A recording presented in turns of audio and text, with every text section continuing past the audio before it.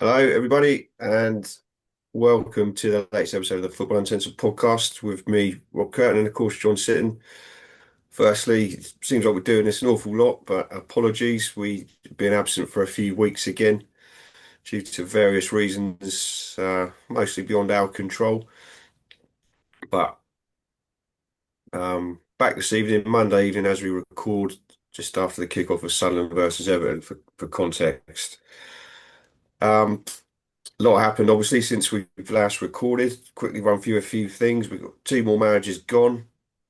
Poor old Ange gone from Forest, 39 days. Lasted shorter than Cloughy did at Leeds in the 70s.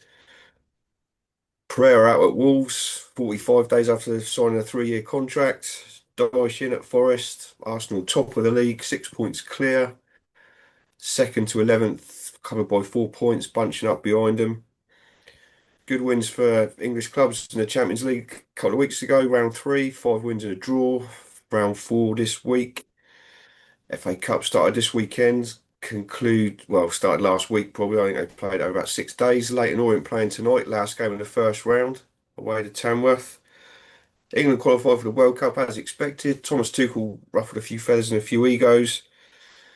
A lot of teams still insisting on playing out from the back and getting caught out by it, but long throws, set pieces, and longer balls coming to the fore, which we will get to hopefully when John analyses the weekend for us. Gary Neville's still got a job at Sky. VAR is still a pain in the arse, but most importantly, John is back to offer his Yeah. insightful thoughts, opinions, and analysis. How are you, mate? That's enough of my voice. That's all right. All good. Yeah, not bad. Not bad. Apologies to our few subscribers, like you say, a bit of a hiatus, but like quite rightly, circumstances beyond our control, tech support and all that, and different bits going on and work overlapping. You're working, I'm not. I'm working, you're not. So it's finding where we can sort of mesh together. Yeah. Um, that was a thing to me, bit of a turn up to me. Nothing, no action taken with him, Neville, piping up. Especially I should imagine as a good 80% of their subscribers are middle-aged white men. But there we go. Mhm. If your face fits, you're forgiven anything, which is something I've always said. And if it's like mine, you get hammered for the rest of your days over a mistake you might have made. But there we are. Um, yeah, other than that, just current affairs news. Give me the zig, this COP 923, whatever it is, you know what I mean? You've got a mayor telling me how I should live and everyone telling how everyone else should live and don't go on holiday and don't go on long haul flights and you've got to buy an electric car and we've got congestion charge, we've got ULEZ and then he flies to Brazil. What the fuck's that about? Who does he think he is? But I think it's a microcosm of the whole thing, the sheer arrogance of these people, the sheer arrogance of thinking that man can make a difference to the weather, the sheer arrogance, even more arrogance to actually think that man can change the weather back. He's influenced the weather in the first place, and now he actually thinks that he can change it back. The sheer arrogance of it all, and then like the double whammy arrogance of saying, "Well, we can't hold a Skype meeting with multiple screens. We've all got to fly and have gin and tonics, caviar, and lobster and fillet steak in Brazil." Which are probably there, and along with the probably that one of the biggest polluters because it's the most densely populated, one of the biggest polluters on Earth, one of the biggest polluters in South America, along with the rest of South America, the EU, India, China. America, Canada, Australia, and we're like a little spot floating off the coast of Europe. And we think through neo-imperialism, we're going to lead the rest of the world on you mustn't do this, you mustn't do that. When basically all the other people that I've named, including I don't know if I mentioned Canada, a massive oil drilling, mining, engineering nation, like Australia, a massive oil drilling, mining, engineering nation, who you can also lump in with New Zealand because they're outnumbered 301 per capita by sheep. So there must be lamb farts all over the gaff and cow pats and methane gas from the fart for cow farts all over the gaff. And 60%, it has to be said, of our emissions is down to livestock. So you've got to count them because, like I said, 300 to 1 per capita ish. Outnumbered by livestock, so it's up to us to tell the rest of the world. Even though they're building an airport one every 6 weeks in China and a power station once every 4 weeks, there or thereabouts. Anyway, what we do, we'll have a little chat. about one of the five drugs that takes everybody's attention, which is gambling, drinking, tobacco, alcohol, and football, which diverts our attention. So we've got that little niche where you're a fan and I played. So we were part of the diversion. Hands up, sorry, plead guilty. Yeah, and then I've got to listen to this claptrap tonight on GB News. You've got one geezer talking absolute 100% solid common sense, black t-shirt, had an N there, and he had a poppy on the other side. The reason he talked sense is because it was fantastic. Everything I've been saying for ages, which is basically everything starts with law and order. Basically, sets a precedent for everything else, and the judiciary set a precedent for law and order. So he's saying, basically we've got to sort that end of it out, like liberal judges, self-righteous judges who are a long, long, long, long way away from the ghettoised areas of London and the rest of the country. They've got to start dishing out some decent porridge. He spoke 100% sense. Then I've got to listen to the thing, chalk and cheese. So that was on Jubes. And then I'm listening to the second one, the other geezer, 7 o'clock start. Labour geezer just put on there, it's just a professional wind up. You know what I mean? What a mug. Well, I don't know about reform getting voted in. Obviously, massively paraphrasing, but the gist of it I don't know about it because they've got no experience in government. Well, it's like anything. How'd you get experience unless you're given the job? And what we're meant to be happy with the way these two corrupt cheeks are the same arsehole have been performing since the Second World War? I don't think so. So you don't know unless you give them a chance, people. That's what I'd say. It's better than listening to this hand-wringing, self-righteous, pseudo-intellectual claptrap on here, which I think, you know, mission accomplished. It's provoked thought in me, provoked a reaction in me, and it's like a massive wind-up. But it's all very well for him to sit there like smugly going on about who should be and who shouldn't be in government, whereas we definitely know who shouldn't be in government. Um, it's like I say, the two main parties between them, they just take turns in ruining the country.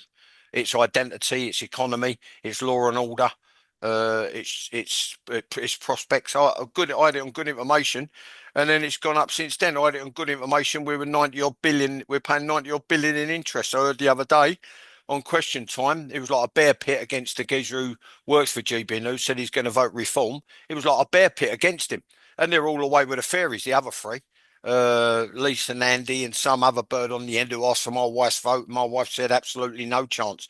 Keeps dropping her T's, you know what I mean, like some sort of pseudo cockney. I basically like think we can all go to the money tree at the back garden, at the end of the back garden, and everything's free of charge, and we can pay for it all later. You know what I mean? So sooner or later the bill turns up, and then the rest of it's pie in the sky with regards to illegal immigration and law and order. But hey ho. Um, might be Uh, better off before I put my foot in it if we start talking about football. So well, that's my rant over. yeah, yeah. Let's move on to football now. Have We've another done rant about the football because I'm looking we've at done people to the think that about these agents now, Rob. You know what I mean? They're like bang average players getting unbelievable moves, unbelievable. Some of the transfers are unbelievable. Then you look at the signing on fees. Who knows what they are? Then you look at the terms and conditions. Then you look at it's never been a better time to be a footballer. Then you look at the thing of all the weekly wage. I mean, like really and truly, it's a gravy train, mate. And sorry, but it's coming off the tracks. It's only a matter of time before the bubble bursts, and then that's when they'll strike, and you'll have the European Super League. But at the moment, it's being used as franchises and ATMs for the players. Some players, not all players, some players, and then franchises for foreign owners who can use it as an ATM and have a little draw. Maybe a little dividend at the end at the each of every year. And you've only got to look at the state of a couple of clubs. And you know what? How it ties in with my fault is when I look back, and people say, "Well, you shouldn't look back." Well, why not? Otherwise, how are you going to learn? Right? I look back to my tenure, my brief tenure at Leyton Orient, and for a long time, that was it has to be said truthfully, working from the inside. And when you look at the different agendas that people had within the club, both when I was there and then after I left, and what they wanted out the club, what they expected of the club, what they truly wanted, I've been proved right. And someone's done really well out of it.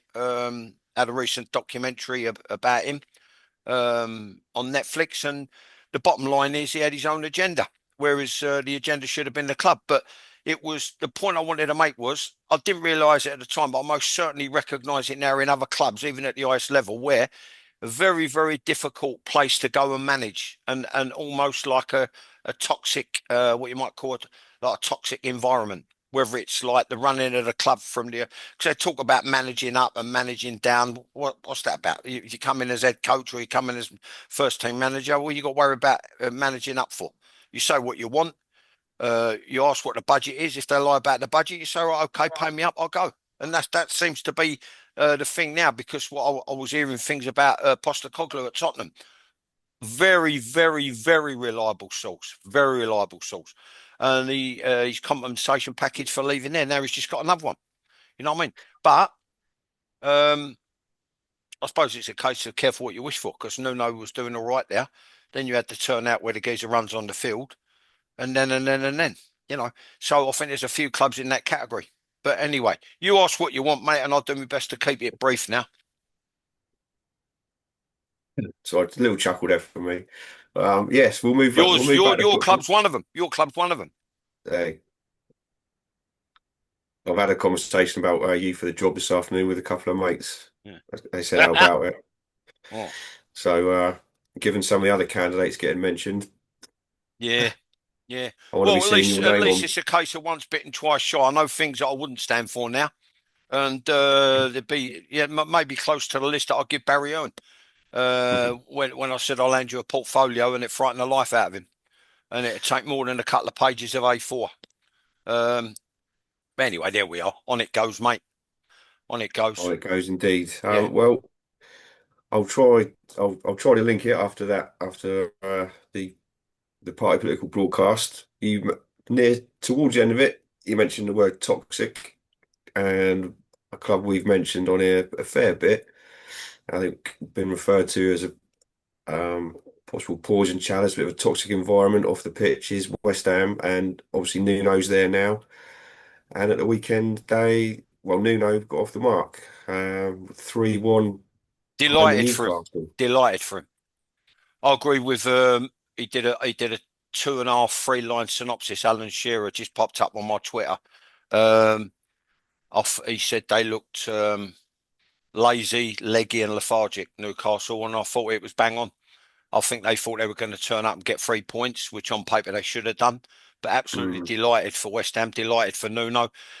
As far as I can see, unless it's like an arch pragmatist who's going to rule with an iron rod, which wouldn't be the club to do that, unless you had like a 10-year deal, and you bought like I wanted young players through, and so you had the core element being youth players, the core element of the squad, um, disregarding everything else like financial fair play, blah blah blah.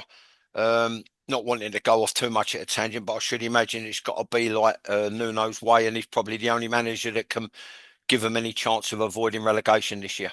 That's my opinion, Mm. because he's got a lovely way about him. He seems strong and determined, but like sort of quite subtle and gentle in what he wants. He was offering a lot of encouragement from the touchline yesterday, um, even with the was it Watermard, whatever you say his name, Watermard, when he got the goal. Um, the Newcastle goal, and he's like, "Come on, boys, let's go again." I think they look more. He's got them sorted out with regards to defending like their life depends on it a bit more. I saw more urgency. I saw a lot more stuff on the front foot in terms of being proactive to try and extinguish any danger. I saw the midfield grafting a lot more. The distances were better, and more of a goal threat. Yeah, so it might get them off and running. You don't know. Mm. Uh, Yeah.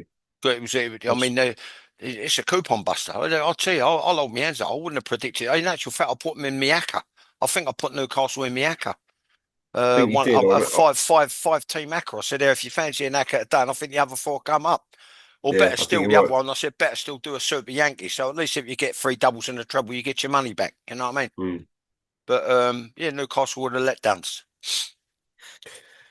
The other team Yeah, shoots. Hopefully, yeah, maybe green shoots recovery. West Ham signs of hope for the fans. We shall see from here on in. Um, with them down at the bottom, Wolves obviously mentioned early doors tonight that they've sacked the manager, Vitor Pereira. Obviously, there was a little bit of a spat with the fans, etc. I think it was week before last or last week. I can't remember, but again, kind of similar theme to managers that lost their jobs in the past. Um, you get an incident like that, and if you weren't already on the precipice, already doomed, that seems to finish you off. Anyway, Yeah, yeah. Wolves have sacked him. They got beat 3-0 at Fulham at the weekend, and very, very easily so, from what I saw. So, right move by Wolves. Too late, too early, or No, I think it's the right move. I couldn't see any way out of it in terms of how they're playing, how they're defending. Um, he knew what he was taking on. Last year, he dug them out. They were on into nothing, which are going to continue to be so with no reinvestment or investment. Minimum prerequisite reinvestment when you sell your best players. You've got to turn the money around and put it back into the side. mm, Um, I think they highlighted on Match of the Day too last night some of the big names they've let go. It's a recipe for disaster. Um, there's two recipes for disaster. One is I've seen it when I was growing up at Chelsea. So selling your best players, um, even more so players that come through the ranks and had strong gut feeling for the club. Um, and the other way is buying, which I experienced as a manager. So as a young player, as an apprentice, I saw it, and a young pro, I saw it at Chelsea, and then as a manager, inherited overpaid, overaged mercenaries with no affinity to London, no affinity to the club. Most of them, not all of them, but some of them, let's say some of them, not great professionals, with no resale value. So they're the two recipes for disaster.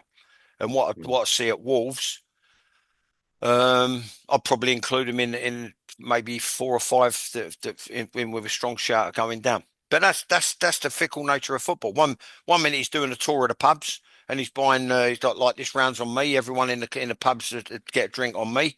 The manager, because he's obviously on 30, 40, 50, 60 grand a week, so you can do that without it putting too much of a dent in your bank balance. And then the next minute he's rowing with someone. You know what I mean? So the tension and the toxicity, and the frustration shows it. It can manifest itself even at the highest level. Again, I got hung out to dry because I allowed my emotions to come to the surface in my brief tenure, and I was struggling to handle the frustration of doing all the work in the week and then getting beat by the odd goal. And then people were talking today, you got any remedy? The thing back, something to do with Plymouth Argyle. I said, I ain't seen him. Plymouth Argyle. I said, but I've been through the experience where normally it's said about concentration. I said, well, that's down to preparation. And preparation leads to getting into your concentration. Communication helps with your concentration, and then it's about the professionalism of maintaining it, which is what I was good at, but got used and abused by a couple of managers, which I've said a million times before. It should mm, never, ever, ever, ever be underestimated. Consistency should never be underestimated and taken for granted. And I was the governor at it. I was in all the clubs I played for. Even Chelsea's a 19-year-old kid. I thought I got treated unfairly. Um, 14 games, I think 11 or 12 good ones, decent ones. And my elder peers were already relegated. They were the ones struggling, right? So when I fast forward like 10 years later, or let's say no, we're going 6 7 years later. When I was at my fourth club in 7 years. Um, it was taken for granted, and it's about turning in good performances week in week in week out, twice a week, right? And then it's all coming to the fore now. It's all making a comeback, Rob. Right? It's all making a comeback. Intensity. I was accused of being too intense. Train as you play. I said on the documentary, I've made the mistake. I've said it on previous podcasts. I've said it on other podcasts. I've said it in my book. I made the big mistake of thinking people would approach the game the same as I did. And you've got to train how you play. That's making a comeback. Then all of a sudden now I'll come up against a crazy gang, right? And other decent sides. And we were a decent side with Brian Eastick at set pieces. And I scored from quite a few, right? Um, they're making a big comeback. Corners and throw-ins. Well, I said it 25, 30 years ago. Specialist coaches, set piece coaches. I said, you got a goalkeeping coach, right? So why not have a specialist coordinator coach that coordinates the midfield and the forwards? I've got it all covered defensively, right? As a defensive coach. Um, it'd be easier to write what I don't know rather than what I do know.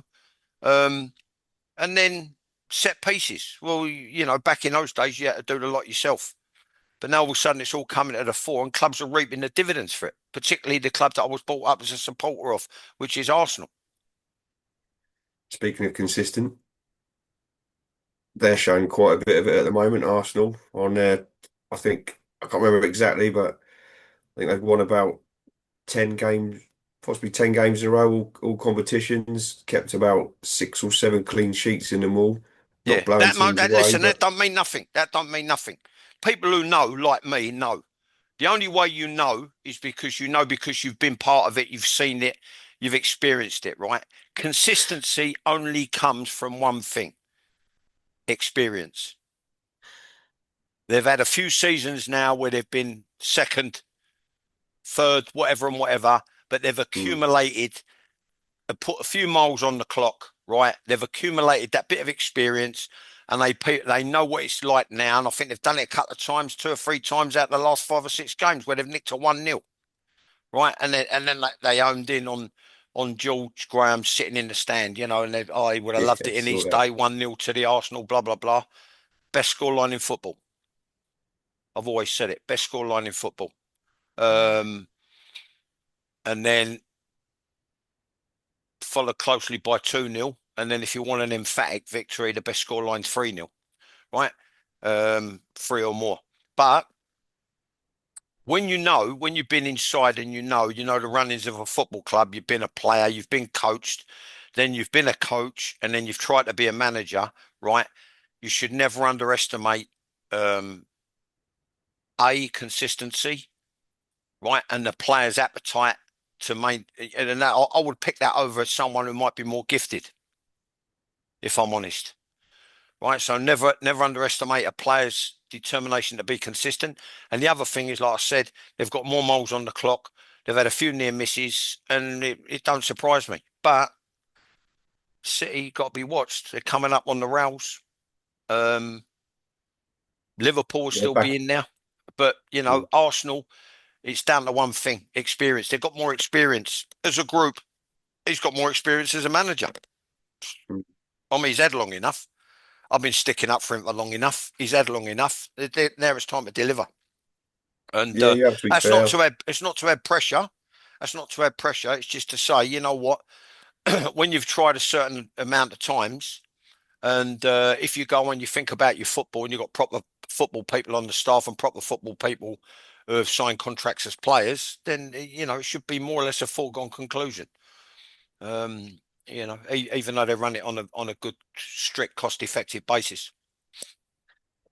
I think it's his fifth or maybe his sixth season. Arteta showing the value of patience. Like you say, we've mentioned it on here a lot. You've mentioned it on here a lot. You've stuck up for him. He's taken a lot of stick at various points when they've had their near misses and they should be winning this. He should have a trophy by now. Blah blah blah. But we will see this season. You mentioned City there.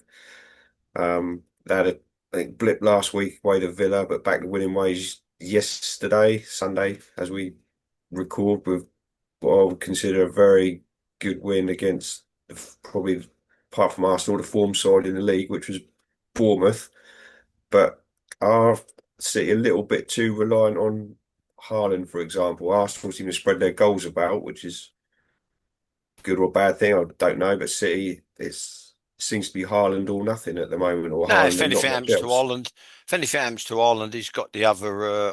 You know what I'd do if I was him? I'd play that Docker up the middle because he's got such blistering pace. And I thought they were their own worst enemy. They played too close to the halfway line. On a couple of occasions, they went inside, well inside the opposition half. I understand pressing high, but what's got to happen is you've got to do it en masse. You've got to do it as a group. You've got to do it as a block, and it's got to be good defending is making play predictable. They never made play predictable. So what let's either show outside or show inside. So as Cole Robinson used to say, the angle of the press, right? Well, I don't know what that's about. Trying to sound sort of sophisticated. You either show someone outside or you show them and bend your run and show them inside. And then you position the players off of that. And it doesn't matter who drops in there and who drops in there. And too many players are getting caught out through lack of football intelligence, even at the highest level, where people are dropping in to get balls and then they're doing ridiculous things like following them in there. Like if someone said, "I'll give you around, I'm just going to walk you across the road with this big lorry coming," you snatch your hand away, you won't go. But I see him follow him in there, and then before you know it, the ball's gone bump, bump. It's in behind him, and Ireland's. I think he had about three one-on-ones and converted two of them. Um, yeah, I mean, you just wouldn't do it. Ridiculous, absolutely ridiculous. Um, so I thought they were the architects of their own downfall to a large degree. They could have helped, but having said that, you can't take away what they've done this season. Wouldn't surprise me. Um, if anything happens to Ireland, and I hope it don't, because it make for an interesting race right to the end of the year with someone like Doku up the middle, Mm. or just as a group. You know what I mean? So like a group of five, so 5 and 5, and like a false nine, and then you'll have angled runs and little give and goes, and people like dropping in. And as he drops in, you rotate and go beyond third man runs, etc. You know what I mean? To break teams down. Yeah. So He's I won it don't, like that I before still Pep, of course. I do. Sorry, Rob. What?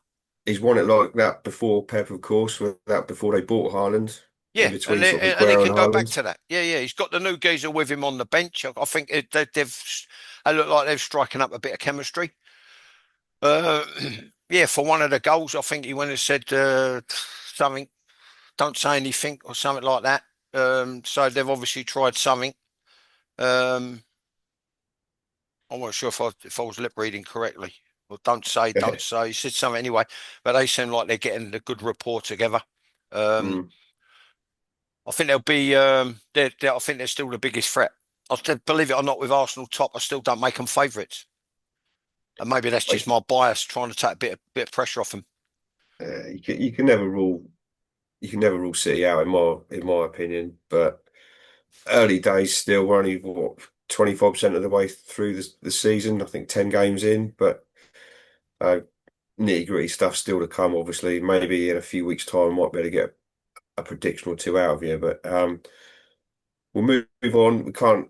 We've got 10 minutes left. Top whack in this episode. Unfortunately, we can't not talk about the London derby, Spurs Chelsea. Very intense rivalry there. Obviously, Chelsea 1-0 winners at Tottenham at the weekend. Um, I'll I'll let you talk about it, John. You've seen it on Match of the Day. To me, two very contrasting sides at the moment, but I'll let you go in it in a bit more depth. Yeah, I think they won a lot easier than the scoreline suggests. I think it could have been 4 or 5. Having said that, the Chelsea keeper made a couple of decent stops as well. I just thought they weren't at the races at all. Spurs. I thought Chelsea swarmed all over them. Mm, Thought the pressing was good. What Chelsea's got going for them is in every area of the field, maybe apart from Reece James, they've got pace. Um, Compared to the others, even though he's fairly quick and fairly powerful, he's almost compared to the others almost one paced. But very competent display, well worth the win. Bit of a mistake, but I've given him the thing, and I've put the Maloik on him. What they call my missus calls people call it the evil eye on Van der Ven. I think it got caught under his feet. mm. Um, they said him and Romero are among the best, if not the best, in my opinion, the best with regards to their attributes, the best pairing, centre back pair in the thing because you've got Liverpool Van Dijk, but Kanate lets it down. I look at him off. I just think if only I'd have had a bit more pace, I think I'd make a comeback now. He just does like mental things, all over the place mentally, in terms of concentration, decision making. Then you've got your United's a bit of pace and power, but like still learning the game. Yeah, probably Arsenal and Spurs. I think got the best centre back pairings in the league at the moment. But Difficult to argue that. yeah, but the Spurs one is just it's gone off the thing with injuries and whatnot. One's come back, one's dropped out. But now I just thought Chelsea were well worth the win. Um, not I wouldn't have been as confident before, but what it highlights, I think it highlights the problems that he's facing, Thomas Frank, because he's come in, he's trying to get him to play his way. He lost out on a couple of big signings from his old club, which would have helped him because he'd have had allies in the dressing room. I didn't like the Mm. fact that cut the players, give it Charlie big time. If you disobey the manager on a small thing, you're going to disobey him on a big thing. With regards to going to clap the supporters, all that bullshit about that Shearer trying to stick up for fellow pros and all that, biggest load of bollocks ever. You know what I mean? Man up, be big enough. Even though you've got the you're pissed off, you're frustrated, you've just been beaten. It's no excuse and all that. Oh, they just wanted to get off the pitch. Then the other geezer jumps on the bandwagon with Shearer, and they both agree. Um, the centre back, I forgot his name. Ashley Williams. Ashley Williams, yeah, claptrap. Gun thank the fans. Don't matter how frustrated or angry you feel about your own performance and about getting beat. Rise above that and maybe even go over and apologise to a few because they were that bad. I think they should have done. But disobeying the manager and blanking the manager coming off, I think that shows what he's up against. I've always said it's a cultural thing. I think Mm. when you look at the respect they seem to have at other clubs for their manager, I'm not going to name them, but there seems to be a better rapport. And I've always said it's like a barra boy mentality there. The culture of the club, they're all like Jack the Lad, right back to the thing. Go through all the list of world class managers or so-called world class managers they've had. They've chewed them up and spat them out. And Thomas Yeah. Frank on the ascendancy at Brentford, right? It could be another statistic. But I think that's one of the problems, right? And another problem is I think lack of goal power and goals from all Massively. areas at, Yeah. at Spurs. Yeah, yeah. I Mm. mean, they've had a couple of ones where they've gone like thing and they've been on blob for a day, but not consistent enough. Which I said is a cultural thing. They Yeah. won't be nowhere near the top four. Spurs. They won't be nowhere near the top four. Okay. I'd even pick the way they've making a bit of a comeback. I'd even pick Man United over them. They've certainly recovered on with in terms of results an awful lot since we last recorded. Yep. Um, Performances, yes. I mean, you have to say yes because they've been getting the wins. It hasn't just been their opposition's been terrible, so they won by default. So they have been improving. So whether they can maintain that or not sure. I'm still not 100% convinced that he's got the right blend of players for the this the way he is sticking to playing, but Yeah. I'm sure he knows more than I Not do. only that, strength in depth. Just no class about them. Not enough class and strength in depth, goal threat.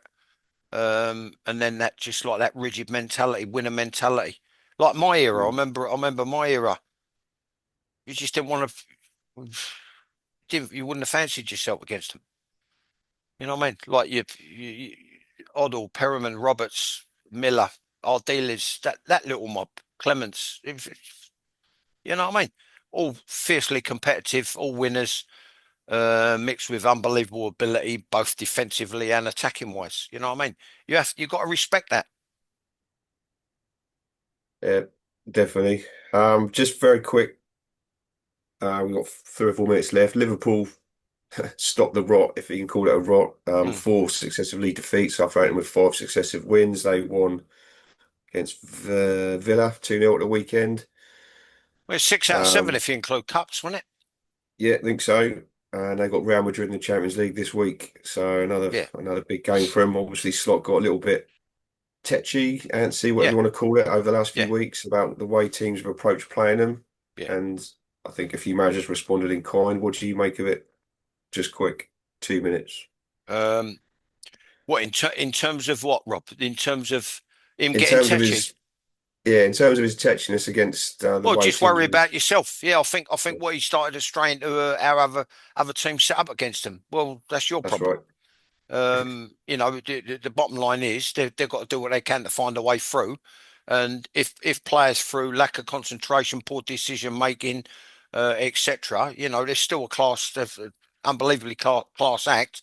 Um, and it's them Arsenal or City for the title. Newcastle, Man United to make up, and Chelsea take the other three places. In what Mm, order I don't know yet, but that's my. Or, so I beg your pardon, Villa. Villa will be up, they'll be up there. So I've probably named the top seven. Um, Maybe even Everton. They'd say there's your top eight. Um, yeah, you shouldn't be going down that road. You shouldn't be going down that road. And all we had to do last year is keep the wheels oiled. You know what I mm. mean? Everything, all the gears, like a racing bike. Keep the gears oiled, keep the got oiled, and the blah blah blah, like wheels, whatever the workings of it are. Just an analogy I'm trying to use, left over from the previous geezer, and they added a little bit here and a little bit there, a bit of extra firepower. Um, Still a magnificent squad. It was clutching at straws. A bit embarrassing, I mean, sometimes you just say, you know what?